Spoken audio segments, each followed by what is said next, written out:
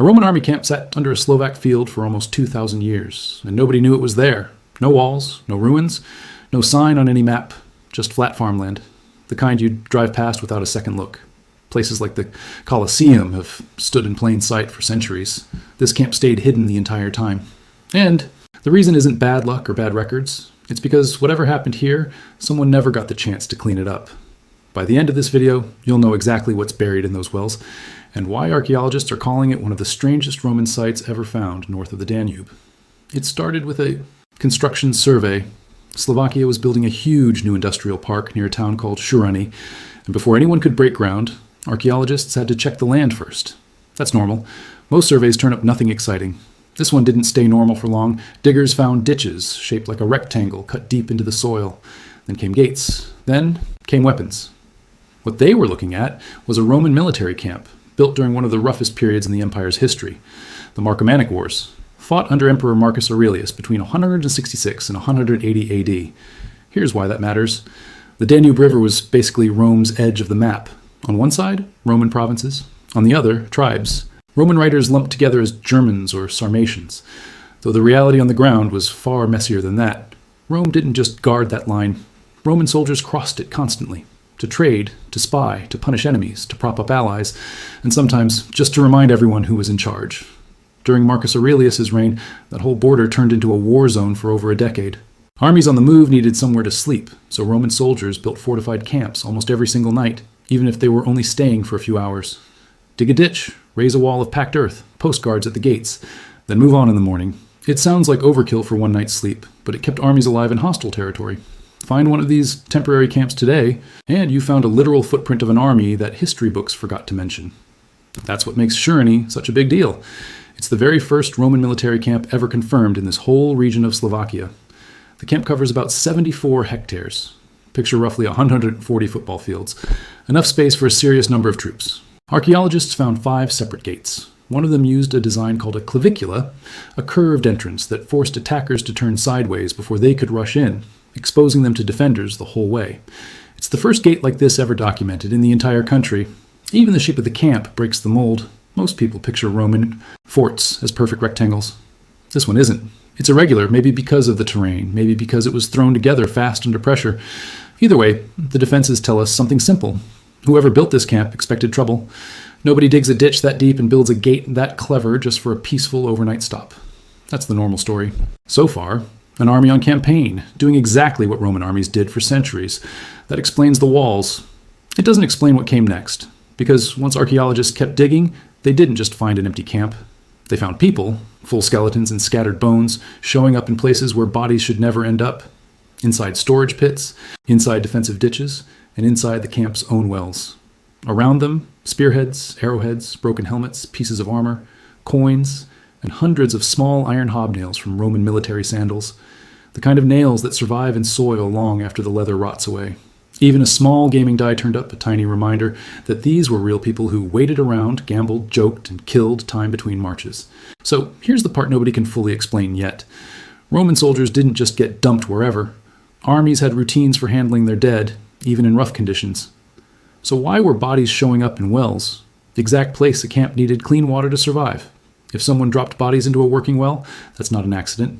That's either a disaster happening in real time or something happening to the camp from the outside. Researchers haven't confirmed a final count or identity for every skeleton yet. That uncertainty is important. It would be easy to jump straight to massacre and call it a day, but the evidence right now doesn't prove that.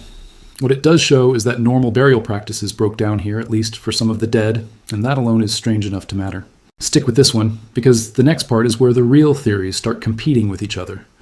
Let's start with the most obvious explanation. Violence.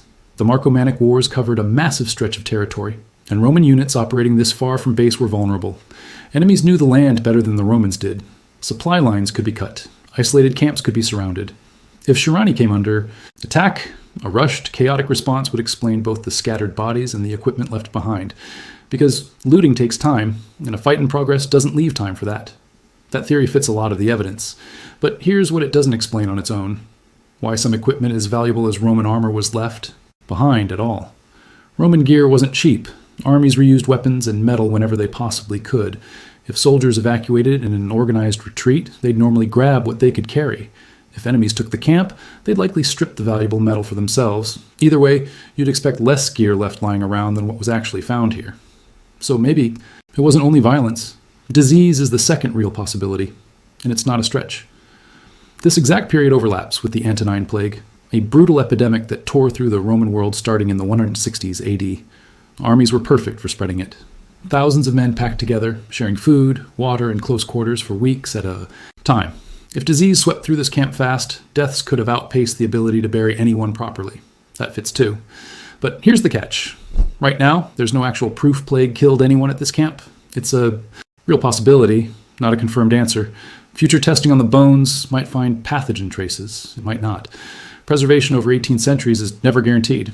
And right now, this theory is still just one option on the table, not a conclusion. There's a third possibility that's easy to miss. Timing. Not everybody in this camp has to share the exact same story. A body in a shallow grave could be someone killed in a skirmish, buried fast by comrades who didn't have time for more. A skeleton left lying in a ditch might be someone who fell there and was never moved. Scattered, disconnected bones could mean a body was disturbed long after death, maybe even years later, by people who had no idea what they were digging into. This is where the wells become the real puzzle. If bodies went into the well while the camp was still active, that points to something urgent, possibly an attempt to poison or block the water on purpose. If the bodies went in after the camp was already abandoned, the story changes completely. It stops being about one dramatic event and starts being about what happened to this empty, unguarded site years later. Right now, archaeologists genuinely don't know which one it was. Figuring that out means reading the soil itself, layer by layer, almost like reading pages in a book nobody's opened in 2,800 years. Bone condition will help settle a lot of this. If a skeleton is still fully connected, bone to bone, it likely went into the ground before decomposition set in. If bones are scattered and pieces are missing, that body was probably moved later, after the flesh was already gone. Cut marks, animal gnaw marks, burn damage, even the exact position of a body, all of it turns a random skeleton into a sequence of real events. Someone died, someone found the body, someone made a choice about where it would go. And this is where modern science becomes the real detective. Ancient DNA pulled from teeth or dense bone could reveal biological sex, family relationships, and rough ancestry patterns. But here's the twist people don't expect. DNA won't magically prove someone was Roman in the way we think of nationality today. The Roman army recruited from Italy, Spain, Gaul, North Africa, the Balkans, and the Eastern Mediterranean. A man buried at Šurany in Roman gear could have grown up almost anywhere in that empire. Isotope analysis adds another layer. Chemical signatures locked inside tooth enamel can reveal where someone spent their childhood based on the local water and soil they grew up around. Combine that with DNA, injury patterns, and burial position, and researchers could eventually tell whether the dead were locals, soldiers from across the empire, or some mix of both. That's not a quick process. It could take years to fully play out. Here's the moment where everything stacks together. A 74-hectare camp with 5 gates in a defense design never seen before in this country. Human remains scattered across ditches, pits, and wells instead of proper graves. Weapons, armor, and personal gear left behind, unlooted, untouched, sitting exactly where they fell. A war raging across the region, a plague spreading through the empire at the exact same time, and 18 centuries of silence in between. Every piece on its own has an explanation. All of them together in one place, at one camp, is what makes Šurany genuinely rare. What we do know is that this camp was part of something much bigger. Roman forces pushing deep into territory that was never fully part of the empire. On a campaign so aggressive, some historians think Marcus Aurelius considered turning this land into new Roman provinces. Whether or not that plan ever came close to happening is still debated. But camps like this one are the real trail. Written history remembers emperors and famous battles. It rarely remembers where one ordinary unit slept on one ordinary night, hundreds of miles from home. The camp's defenses have been mapped. Its weapons and gear have been catalogued. Its dead have been found. But the actual event that brought all of it together, the thing that turned a working Roman camp into a place where bodies ended up in wells, is still unanswered. DNA results, isotope testing, and radiocarbon dating are still coming. They might connect this camp to a specific known campaign. They might expose something no ancient writer ever bothered to record at all. If a story like this, real evidence, no fake claims, just a mystery science hasn't fully cracked yet, is the kind of thing that sticks with you. That's what this channel does every week. A Roman army camp sat under a Slovak field for almost 2,000 years, and it still hasn't told us everything it knows. If this kept you thinking about what's still buried under an ordinary field somewhere, That's exactly the kind of history this channel digs into every week. Subscribe if you want in.